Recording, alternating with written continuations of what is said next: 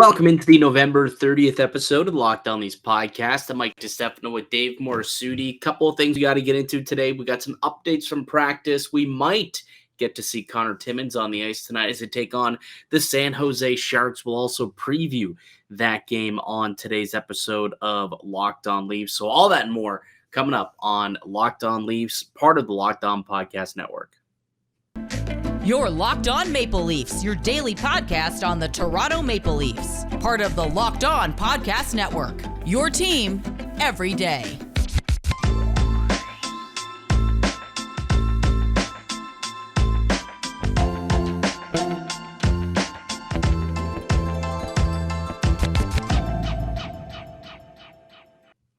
Hello and welcome to the Locked On Leafs podcast, one-stop shop for all things Leafs. I'm your host, Mike DiStefano from TSN 1050 Toronto Radio, also known as Al's brother on TSN's Overdrive and TSN 1050's The Leafs Lunch. Joining me, it's my co-host, Dave Morassutti from Sportsnet, also a writer for the NHLPA. Locked On Leafs, a daily Maple Leaf-centric podcast. Be sure to subscribe for free wherever you get your podcasts from. You can also now catch us up on video format. Check us up on YouTube. That's Locked On Leafs on YouTube. Hit subscribe and get new daily Leafs content directly to you every day, Monday through Friday. We got a game day tonight. Got the Maple Leafs going back home after that 4-game road trip. They won all 4. They're riding high. Good vibes in Toronto. They've got the San Jose Sharks, a team that they lost to on that California road trip when they were not playing very good hockey. This is a different team than they were playing last time that they played the Sharks. So we'll see how things kind of unfold tonight, but we will tee up that game in just a moment. But before we get into all that, Dave, why don't we go over some practice updates, some notes that we got from practice today, because we got a bit of an update on Ilya Samsonov. We got an update on Connor Timmins. So why don't we share that with the group? And then share that with the listeners, the viewers. Yeah, I don't know what I'm talking about. A group. Gather around, children. Gather around. Yeah, well, it's like we're doing a class project here, like with the group. I don't know why I said that. Anyways, first and foremost, a lot of us have been wondering what's gonna happen with Connor Timmins, right? This guy was traded for about a week ago and still hasn't been able to make his mark with the Leafs. Didn't end up getting in any of those games over the course of the weekend. Didn't all play in Detroit, but he might get an opportunity tonight against San Jose and Toronto. He was skating alongside Victor Mete on the third pair.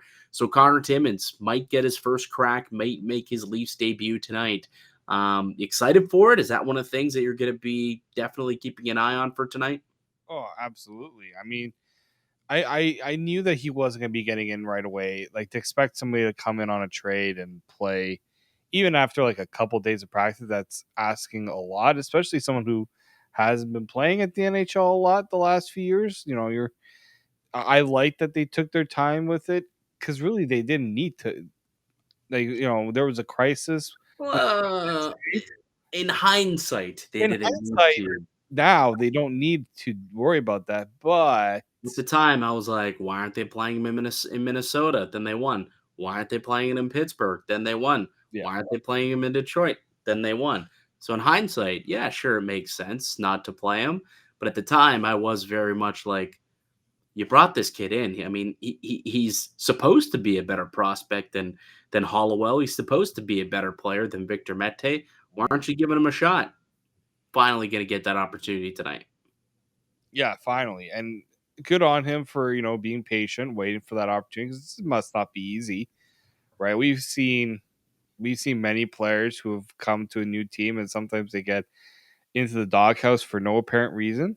We had one of them on our show not so long ago, Frankie Corrado, someone who, really, he didn't have, wasn't expecting to be a top 4 guy, but, times where it looked like there was an opportunity for him to get into the lineup, and you're waiting and you're waiting. So good on him to at least stay patient, knowing that probably knew that opportunity was going to come. It also may be a little bit easier knowing that opportunity is going to come at home rather than on the road.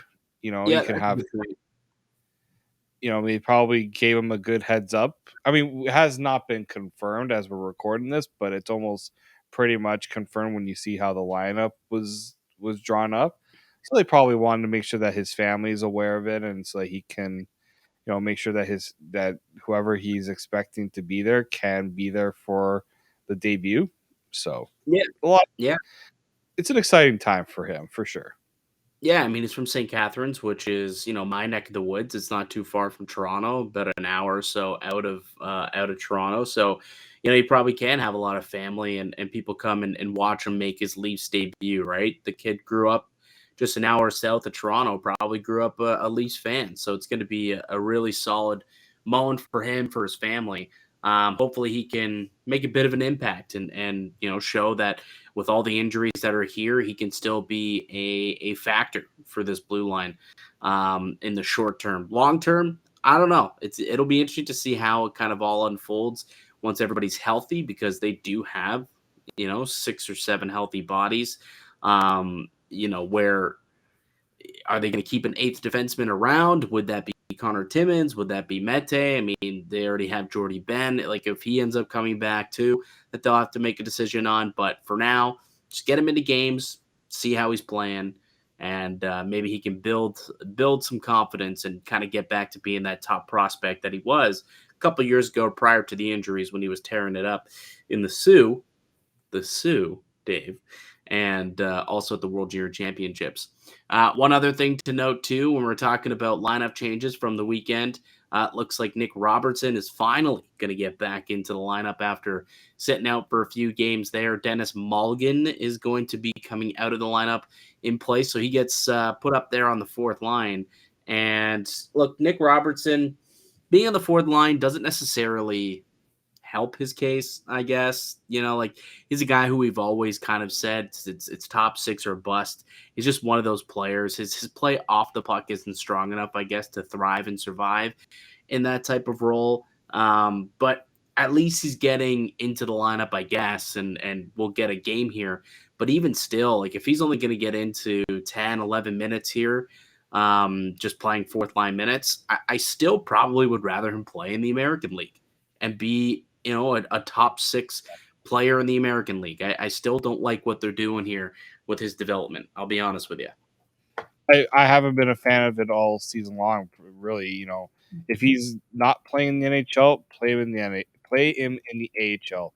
Let him get some games in, because I understand that sometimes guys are too good for the AHL, but that doesn't seem to be the case with Nick Robertson. Like, he's not exactly, he's not going, like, when he's in the AHL, he's not putting up like 2 points a game where you're just like, okay, like, there's no point.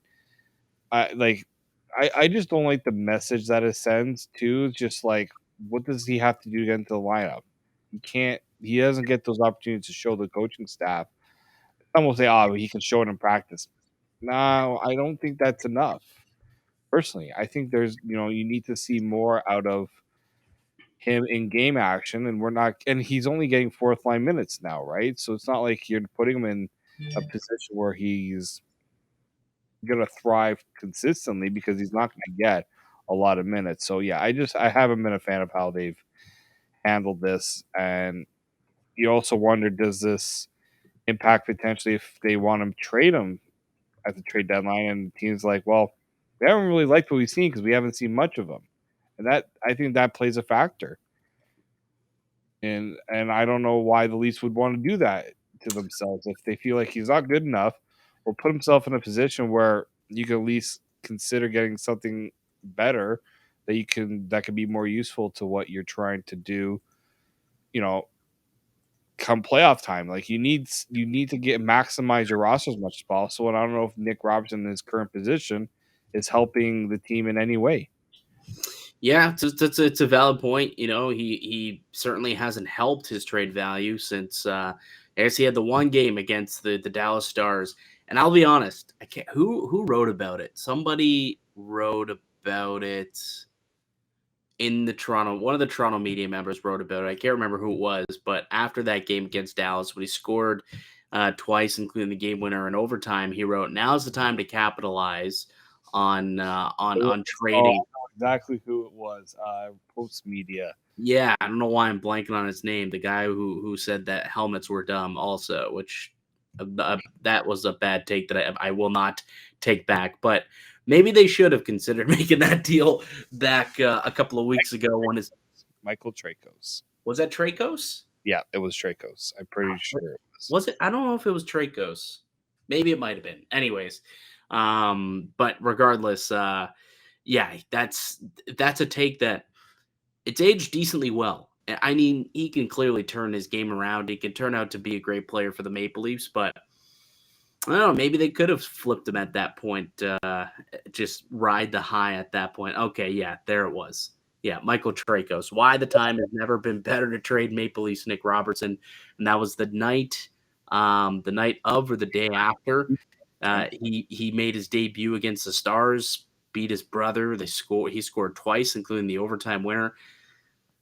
I mean, I still probably wouldn't trade Nick Robertson, but the take wasn't it wasn't as bad as maybe people made it seem like at the time. We were prisoner of the moment, and maybe he was onto something. But regardless, you're right. Hopefully, this hasn't impacted his trade value if that is the a player who they decide to move on from at some point.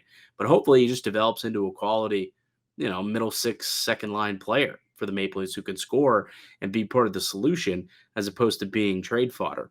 One other quick update from practice today. Ilya Samsonov, the goaltender, has been out for a couple of weeks after getting injured in the game against Boston off of that wicked shootout goal from Brad Marchand.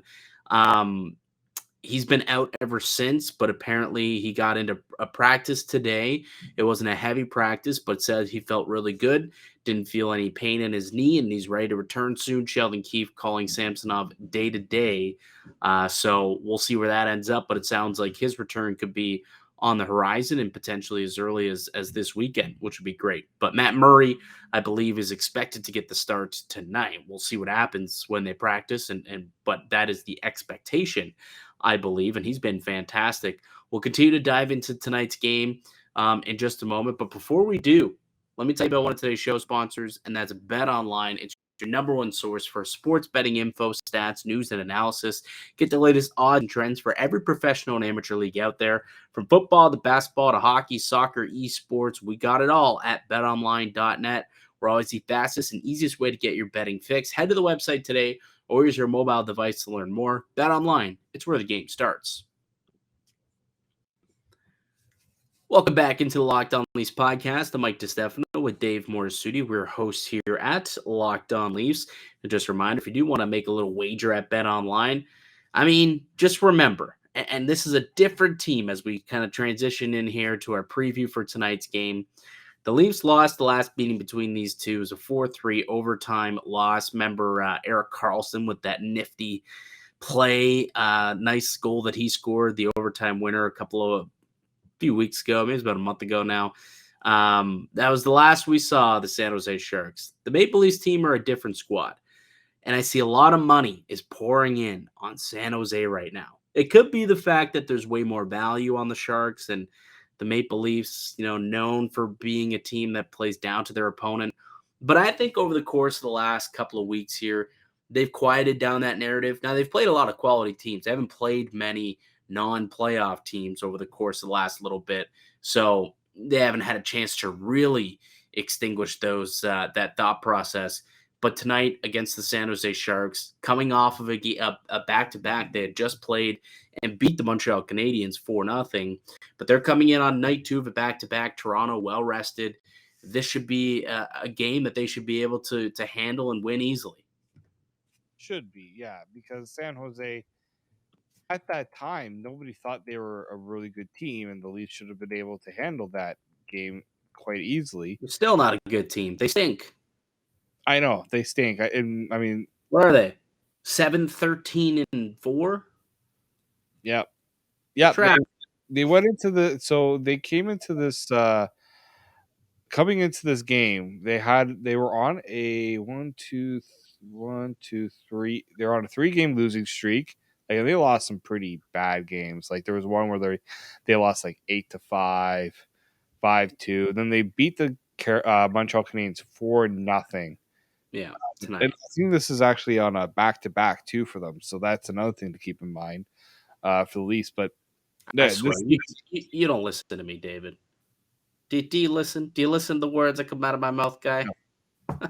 No, when I look at the San Jose Sharks, though, like, they only have been doing so well, in my opinion, because Erik Karlsson has gone to like supernova mode, and he's like what he's doing right now. I don't think anybody could have predicted this, and it's kind of elevated some other players, and it's probably the San Jose Sharks are thinking we're not good, but we didn't want to be. We want to be a lot worse than this, and that's the problem right now. That's why they've been trying to trade a lot of their guys because they don't want to be a good team.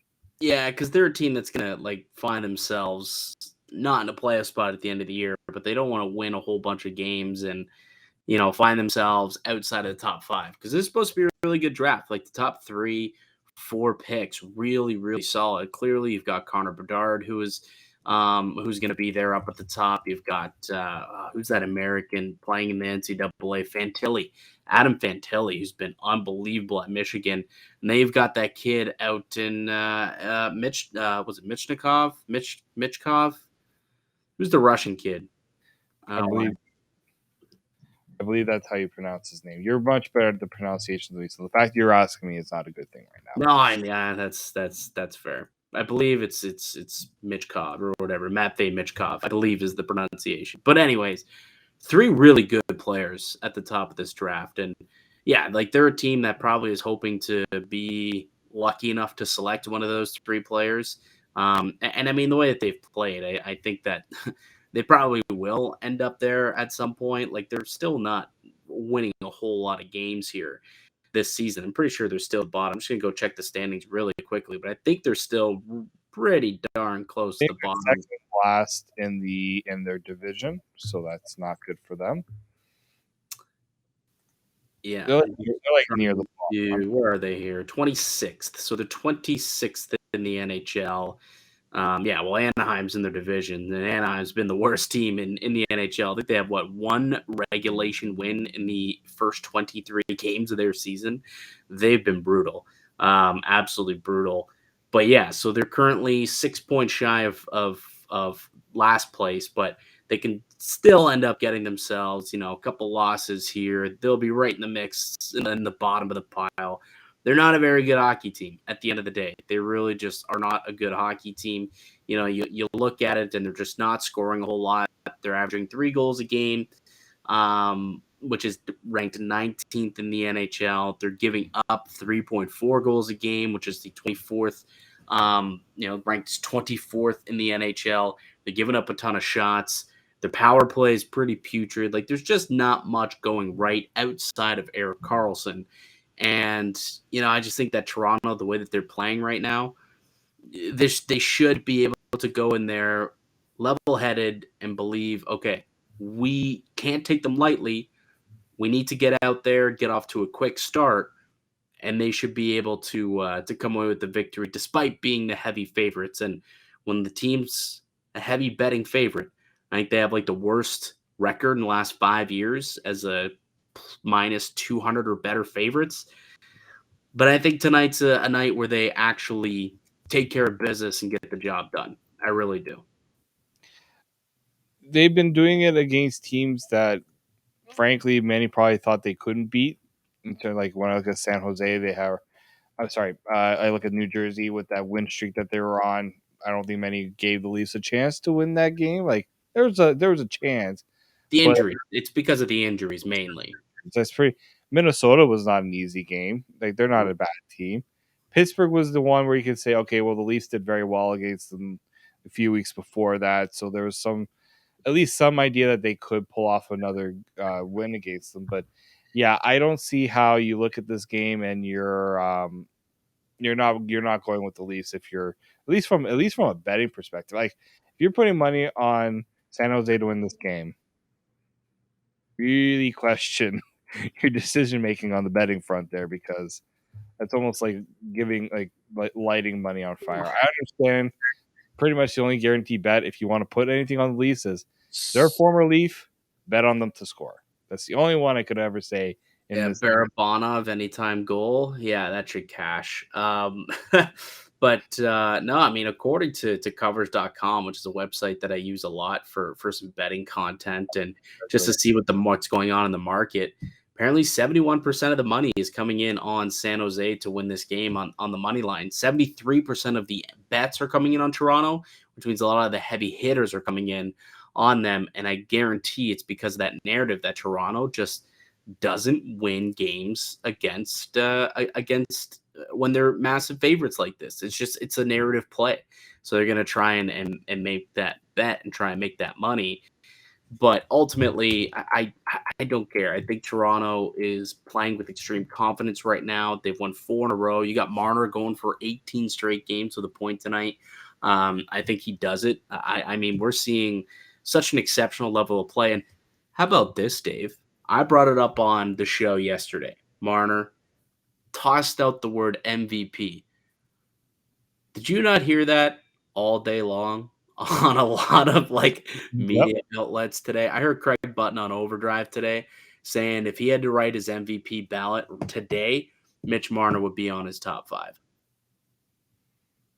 Hey Craig, you tuning into Locked On Leafs and not even giving us a chance to have you on? Like, come on, man. We could get Craig on. We could probably get Craig on. I talk to Craig every week. I'm going to talk to him on Thursday. I'll probably ask him this. I'll ask him just that. Hey, did you do yourself a favor and listen to Locked On Leafs? Is that how you got your info? No, just kidding. Craig is a very smart man. Much smarter than I, obviously. But the fact that he also believes that makes me feel good in my assessment that he has been one of the best and most valuable players. But what I think is being not even overlooked, but we're talking about this winning streak or this point streak that he's on. I'm not sure if you heard Mike Kelly with us on Leafs Lunch today, but he had a stat pack. He went and dove into the numbers about what Mitch Marner's doing defensively during this point streak that he has. So, the fact that he's got 17 straight with a point is amazing and something that clearly doesn't happen. It's only happened twice in Maple Leafs history. But you look at what he's doing defensively. Since the time he started the streak, coincidentally, was against the San Jose Sharks, actually. So he started it and he could tie also the franchise record against the Sharks. He is number 2 in the league among forwards in blocked passes. He is 7th in the league among stick checks and 10th in the league among blocked shots, odd 5-on-5 as a forward, among all forwards. That's pretty great, man. And when I read all of that, not only do I see MVP, I see Selke. The dude's having an unbelievable year, and I'm just the guy's playing out of his mind right now. Yeah, and it's no coincidence that when he's not playing well, the Leafs aren't playing well, and when he's playing well, the Leafs are doing well. That's as I said in our last episode, that's the definition of an MVP in my mind. When Yeah, he's the engine, man. He's the engine of the team. When they're on, when he's on, the team's on. When he's off, the team's been off this year. And that's not saying that he's, it's not his team. This is still probably like Matthews is still the guy here, I would say. But he's kind of that engine that makes this team tick. It was very much the case last year, and it's also the case again this year. When he's on, the team wins. When he's not, typically the team's losing. Yeah, and once Austin Matthews gets himself going, like it's the best stat you can look at is how does the team do when X player scores. And when Mitch Marner's scoring a goal, the Leafs are a very good team. I can't remember where I saw the stat. They put it up, I think, during the game. Like, you see how Marner's impact on the game. Look at the wins and losses. That's a great measure in my opinion. Actually, let's see. No, I'm just trying to see if I had the stat. I had the stat somewhere and I lost it. When Marner scores? Yeah. I had a stat for I'll say this. Here's a good stat here. When the Leafs win, so the 14 he has 17 points in the 14 games that the Leafs have won. So he's over a point per game player. It's pretty good. Like, when he's recording a point, more times than not, the Leafs are getting a win. What's his stats in a loss?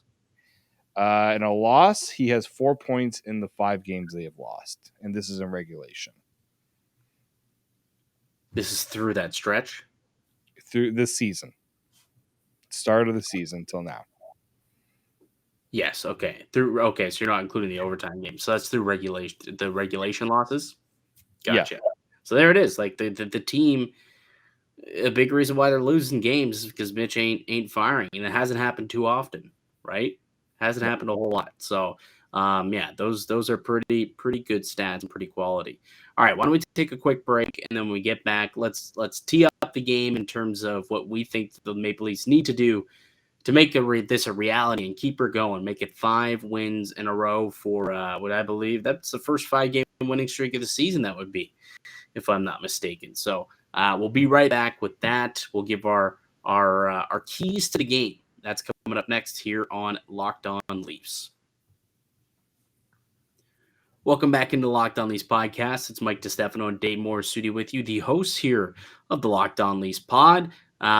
Daily Maple Leafs coverage coming at you. If it's your first time joining us, welcome. Thank you so much for, making it this far. We're about 25 plus minutes into the podcast. If you've lasted this long, appreciate you. Really, really appreciate you. Hopefully you have been entertained, you've learned something, and you enjoy, and you come back and visit us because we put out new content each and every day, Monday through Friday. It's all Leafs all the time. If you're a diehard Leaf fan and part of Leafs Nation, you got to be part of the Locked On Leafs family. Got to be. Also, let's give a shout out to the Discord, which has been popping off lately as well.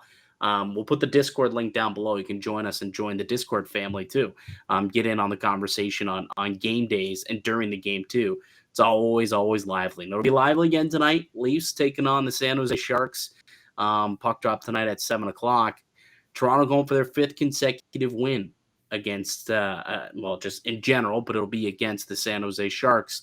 What are your 3 keys to the game, Dave, for that to happen?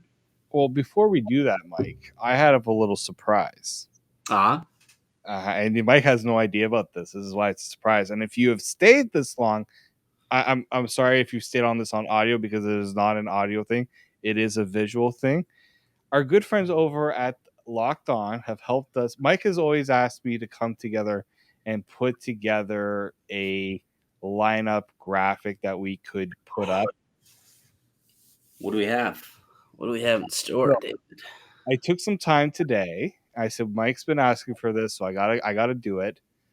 What? Bam. Oh, that is the wrong screen. So let me not do that screen. I was like, what am I looking at? I'm looking at 5 different things here. What the hell's going on? I know what I did wrong here. Okay, I think I got it. Oh, it's not going to that page I have. 1 second here, folks. Now you're showing your entire screen. Now everyone's seeing all the porn and everything that's on your screen. If you're listening, it was porn. There it is. That was the first reveal of my life. I don't know why I had it open and it kept not going to that page. But the brand new Leafs. This is content porn for me. This is what I would consider locked on content porn. Seeing a beautiful graphic. If you aren't on the YouTube channel and you're listening via podcast, we love you. You're just as important to us, obviously, but you're missing out on the great production that we've now put into this. This is the projected lineup for tonight's game, Leafs and Sharks. Tonight, game number 25 on the year, and the final day of the month of November. Puck drop will be at 7 o'clock. See all this information that I can spew out because it's right in front of me. It's fantastic. Taking a look at the forward lines, top line remaining the same as it's been the past couple of games. Got Michael Bunting with Austin Matthews, William Nylander. You've got Tavares and Marner joined by Calle Jarnkrok on the left wing. You've got Kerfoot, Holmberg, the guy who never makes a mistake, and then Pierre Engvall, a guy who commonly makes some mistakes on a line together.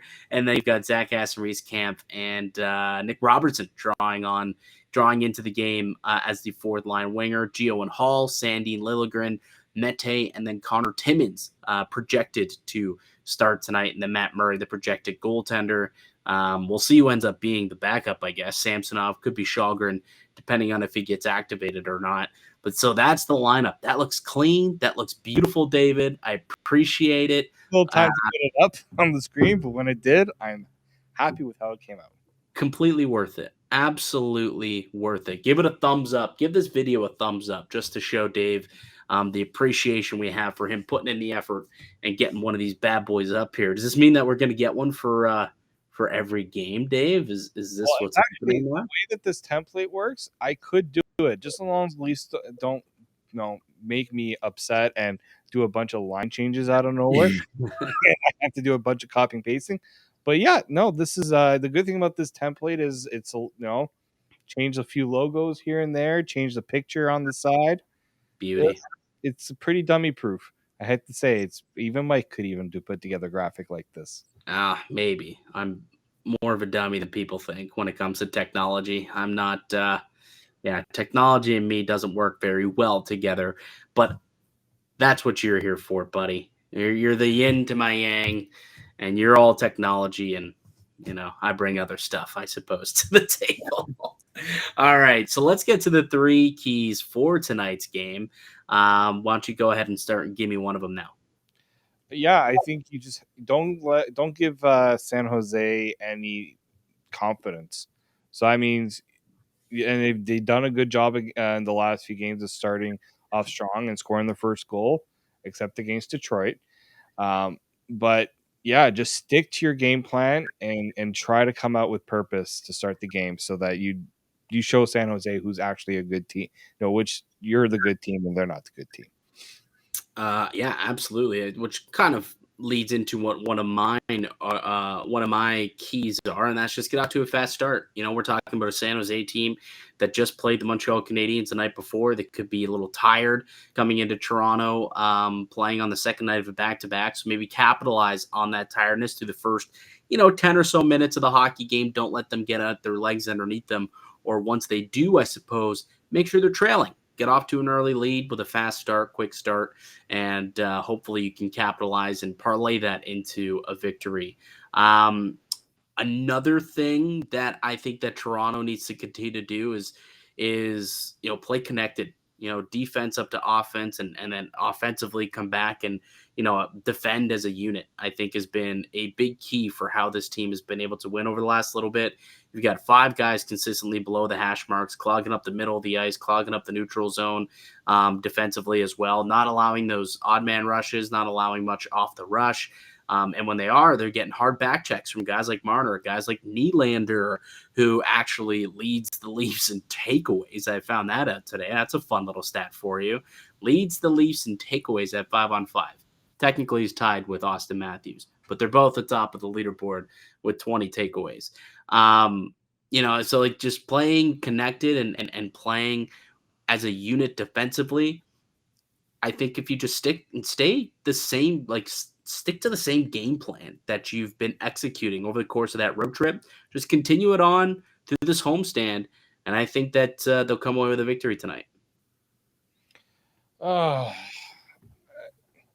Another one for me. I'm just trying to think of what's a good. Because you brought up some great ones. So like, I want to see Matt Murray continue. If Matt Murray is a starter, I want to see Matt Murray continue to put up godlike numbers in the net. Against the Sharks, I wasn't thrilled with Shalgren's performance. I thought there was a lot left to be desired. Especially there was that goal. Was it the first goal of the game? The one where Justin Hall and Matthews just looked really bad defensively. Oh, yeah. It was a no man's land. Yeah, it was like literally the first 9 seconds of the hockey game, right off the opening draw. Ended up scoring the goal, but it was just a terrible gaffe altogether. I think what Matt Murray brings to this team is just stability. It's crazy to think how we're talking about all these storylines with the Leafs, and Matt Murray's getting his due, but I don't think he's getting enough considering how many people were, us included, were concerned. And they're still going to be concerned because at any moment, knock on wood, he could get injured again. But right now, I think he's been the underrated part of the Leafs' success because he's not getting talked about enough given all the he's playing in front of a top pairing of Justin Hall and Mark Giordano.